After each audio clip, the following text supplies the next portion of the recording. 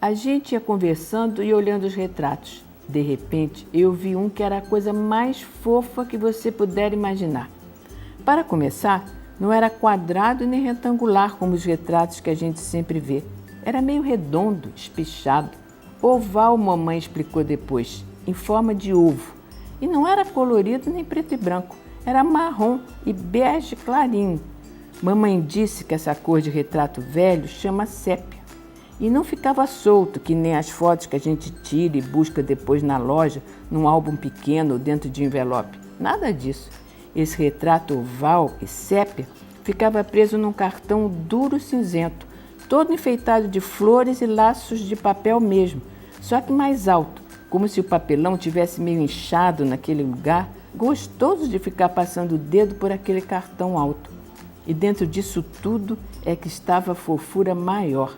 Uma menininha linda, de cabelo todo cacheado, vestido claro, cheio de fitas e rendas, segurando numa das mãos uma boneca de chapéu e na outra uma espécie de pneu de bicicleta soltinho, sem bicicleta, nem raio, nem pedal, sei lá, uma coisa parecida com um bambolê de metal. Ah, mãe, me dá essa bonequinha? Não é boneca, minha filha, é um retrato da vovó Beatriz.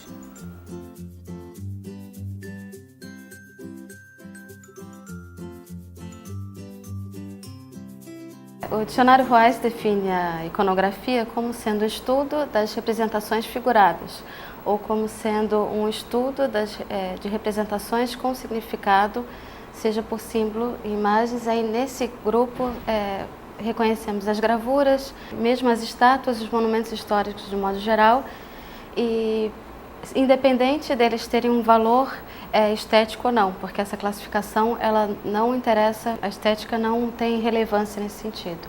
As imagens, na verdade, elas surgiram antes da escrita, elas são as primeiras evidências históricas que temos, as pinturas rupestres da pré-história, ou os vasos da antiguidade, ou as pinturas de parede como os afrescos. A relação com a fotografia, nesse caso, é porque a fotografia ela faz parte ela é uma das iconografias, ela é considerada nesse grupo de iconografias. Até o final do século XVI, a iconografia também tinha uma relação com o contexto religioso. Era relacionada com as imagens que eram colocadas nas igrejas e sempre as imagens religiosas faziam parte desse grupo de iconografia.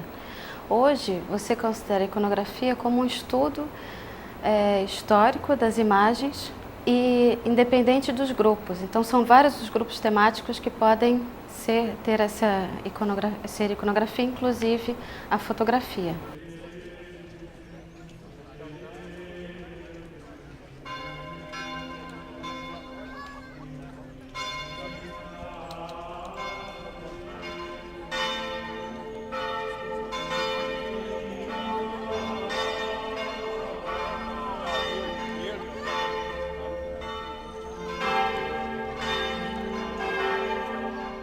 Fotografia ela surge no contexto da Revolução Industrial. Então, no caso, você tem durante o século XIX várias experiências com a fotografia, mas também o aperfeiçoamento de todas as câmeras fotográficas, assim como as técnicas de revelação de negativos, possibilitaram que não só os fotógrafos profissionais pudessem atuar ou realizar fotografias ou produzir fotografias, mas também que o homem comum, a população no geral pudesse ter acesso e produzir seus próprios álbuns, começar a produzir suas próprias memórias e fazer seus próprios registros. Festa de aniversário é na casa da avó. Todos os primos juntos e os amigos da rua e da escola. Um bolo enorme, a roupa mais bonita, o maior sorriso. A avó, como um passarinho piando para lá e para cá, toda felicidade. Mães e pais em conversas de gente grande. No final da festa, as roupas tortas, um cansaço bom e o corpo indo, escorregando para o país do sono.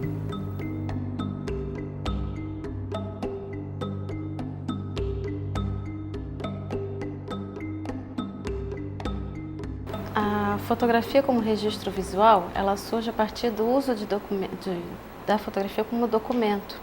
Como os documentos, principalmente, foram documentos que registraram expressões culturais dos povos, de uma maneira geral, de cada povo. Esses registros eram feitos, então, a partir da documentação, de você documentar os costumes, as habitações, os fatos históricos, os fatos sociais. Alguns exemplos do que a gente pode chamar de registro visual, por exemplo, são os álbuns de família, os álbuns realizados de cidades e, de uma maneira individual, os retratos, como as cartas et visites, que eram uma carta que era uma reprodução de uma fotografia que era colada em cima de um suporte rígido, né? E esses registros, eles serviam também para criar uma identidade.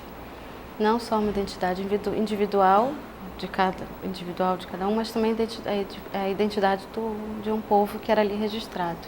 Ao longo do século XIX, a fotografia como fonte de pesquisa não era exatamente aceita por muitos historiadores, que não a consideravam como sendo uma fonte fidedigna. Apesar disso, outras áreas de conhecimento usavam a fotografia como suporte para seus estudos, como a arquitetura, a própria antropologia, a história da arte, muito, né, como estudo e registro. A partir do final do século XIX, houve uma mudança, houve uma ampliação desse conceito de documento. E a fotografia, a imagem, de modo geral, acabou sendo utilizada como fonte de pesquisa e não só como uma ilustração de um livro de história. A fotografia original, ela era usada como... ela mesma já é um artefato. Então, além dela ela poder informar sobre o que está sendo retratado ali, assim, ou fazer parte de um contexto histórico maior, ela própria já é um artefato. Ela própria já é uma evidência da cultura material que está ali representada. A própria foto, em si, ela já tem tanto da técnica que foi produzida naquela época, quanto do que estava sendo retratado. Existem basicamente duas categorias fotográficas. Os documentos originais, que seriam a própria fotografia como um artefato que reproduz um certo período, ou um artefato de época, que aí seriam essas cartas de visitas, as fotos individuais, os próprios álbuns, que são o documento original mesmo, e a segunda categoria seriam as fotos impressas ou publicadas, que seriam essas imagens que foram reproduzidas a partir de outras técnicas como a xilogravura ou a litogravura. E essa categoria de fonte, ela era muito usada para jornais e revistas ilustradas. Ao observarmos as fotos de Pierre, percebemos que a maioria delas mostra pessoas. Dificilmente encontramos imagens de paisagem ou arquitetura. Em geral, ninguém posava para ele, pois seu estilo era diferente. Ele buscava o contrário da pose. Queria captar o espontâneo e o natural. São pessoas que encontramos no dia a dia, nas ruas, nos mais diversos afazeres. Trabalhando, brincando, conversando, dançando, namorando. São imagens de conhecidos ou desconhecidos. Crianças, mulheres e homens, com olhares alegres, tristes, contemplativos, solitários, curiosos.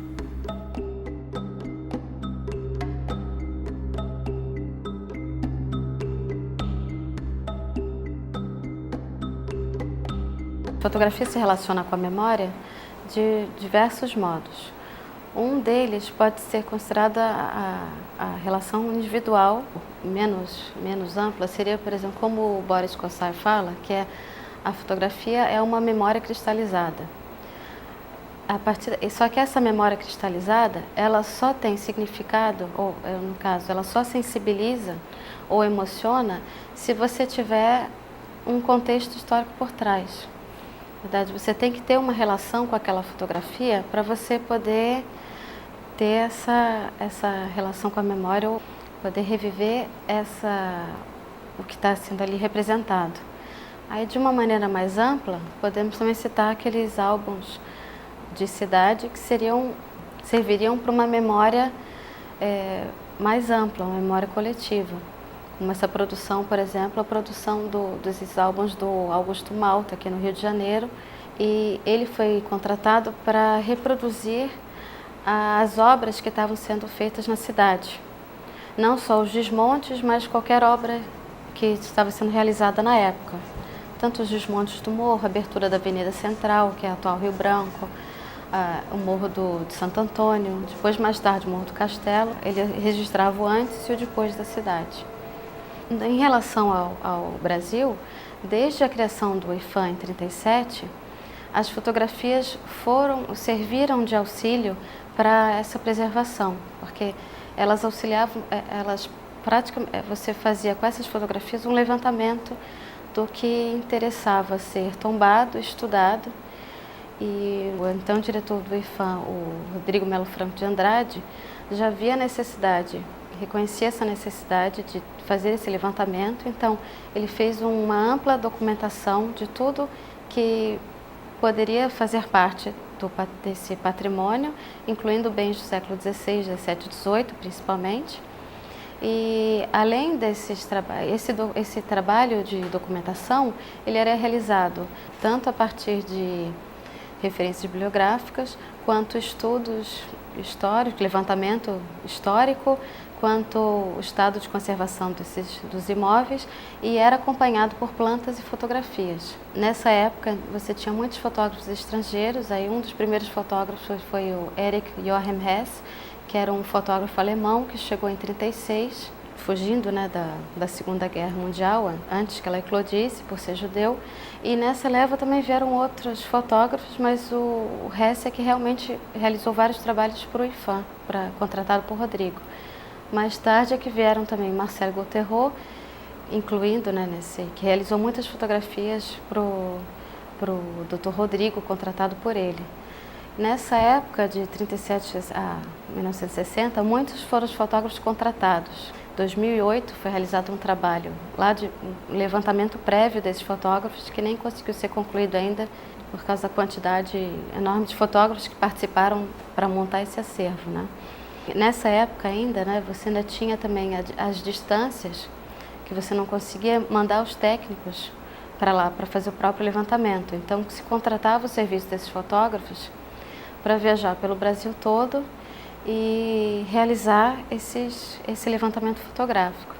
A partir de 1948, se viu a necessidade não só de contratar os fotógrafos, mas também de se criar outros meios para facilitar outros meios de levantamento. Então, o diretor do IPHAN naquela época, o Dr. Rodrigo Melo Franco de Andrade, ele criou uma portaria, que era a portaria número 3, em 1948, que tentava cercar com especificações do que devia ser fotografado ou não para os técnicos. Então, independente de você ter um fotógrafo ou outro, como não se podia sempre contratar muitos, até por motivos financeiros, eles não conseguiam sempre contar com fotógrafo, a ideia era você treinar os técnicos para realizar esse tipo de levantamento. Então, dessa portaria, ela divide em 4 grandes grupos o tipo de foto que você tinha que tirar, com essas especificações. Você tinha que tirar foto de exterior, foto de interior, os detalhes mais assim, por exemplo, um retábulo, uma talha que fosse de interesse. Das fotografias de exterior, por exemplo, ele constava de uma lista dizendo que você tinha que ter as fachadas, de cada ângulo que você tivesse que ter a fachada, uma vista externa, e do foto interior ele até especificava, por exemplo, de uma igreja, por exemplo, que você tinha que ter a nave, as capelas laterais, capela principal. E outras especificações foi que, por exemplo, você tinha que ter as janelas fechadas da fachada, várias regras para o técnico seguir. O mais curioso eles pedirem para você não ter, eles solicitavam que a pessoa não tirasse foto nem de pessoas, nem de bichos e nem de fatos pitorescos. Então a foto tinha que ser totalmente lisa, uma fachada sem ninguém, como se não existisse ninguém ali, justamente para não comprometer os estudos dos técnicos que viessem utilizar esse material. Essa especificação, contudo, não foi seguida por muitos fotógrafos, porque vários fotógrafos, quando que eram contratados, eles também de algum jeito queriam imprimir o seu olhar artístico. Então, algumas fotos, várias dessas fotos fogem dessa especificação. A fotografia e a preservação estão relacionadas principalmente por ser a fotografia um instrumento de trabalho muito utilizado para preservação.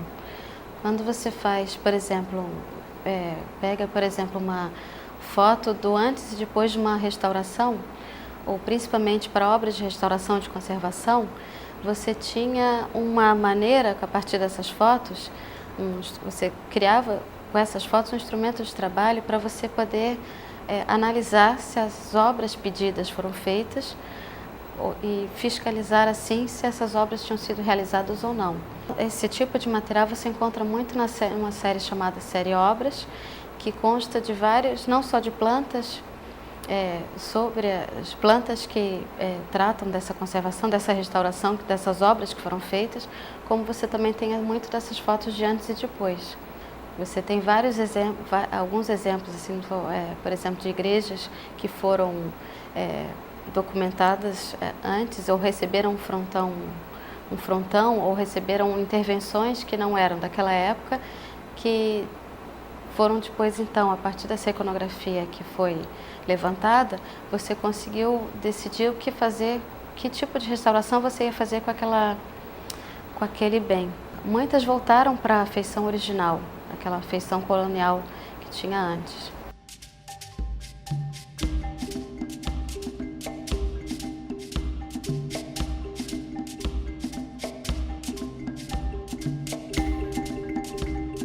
O Arquivo Central do IPHAN possui cerca de 200 mil imagens, ou um pouco mais que isso, e é dividido em várias séries, como série Inventário, série Processo de Tombamento, série Etnografia, série Negativos Históricos, entre outras.